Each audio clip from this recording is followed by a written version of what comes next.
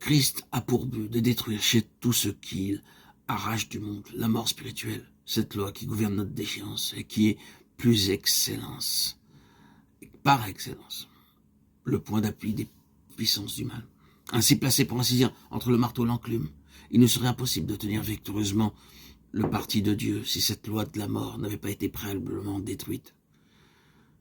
La venue de Christ est d'introduire chez ceux qu'il racheterait du milieu du monde une loi d'opposition qui fasse intervenir un élément nouveau dans leur constitution même. Cette loi d'opposition, cette grande affinité n'est autre que la vie céleste, la vie d'en haut, dans notre vie, et de nous rassembler spirituellement du milieu du monde. Rassembler un peuple destiné à son royaume à venir. La venue de Christ est d'arracher de ce monde un instrument, l'Église qui est son corps, qui devienne au beau milieu du monde et pendant toute l'économie une vivante expression de cet antagonisme.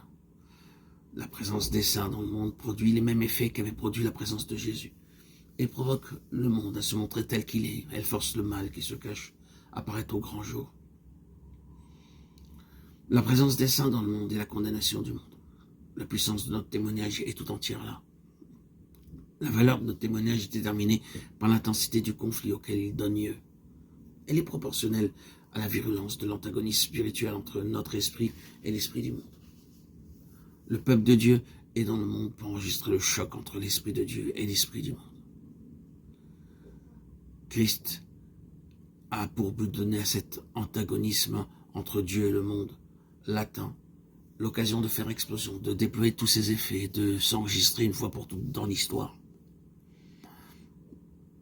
La venue de Christ projette une lumière saisissante sur la réalité de cet antagonisme entre le Dieu et le monde, et le met en relief d'une façon qui n'avait jamais eu ni précédent ni parallèle.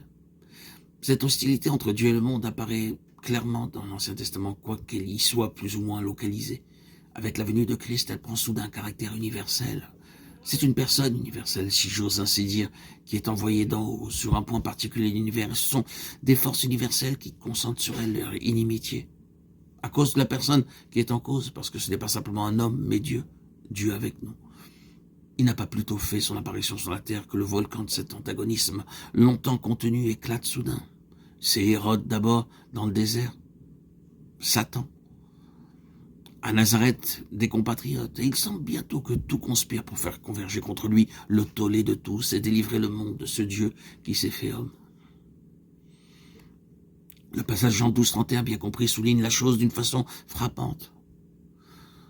Le mot jugement n'est pas accompagné de l'article, c'est un jugement. En outre, le mot grec krisis, traduit par jugement, peut fort bien être rendu par le mot crise, qui en est dérivé.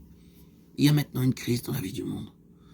L'occasion de cette crise, c'est la présence dans le monde du Seigneur Jésus.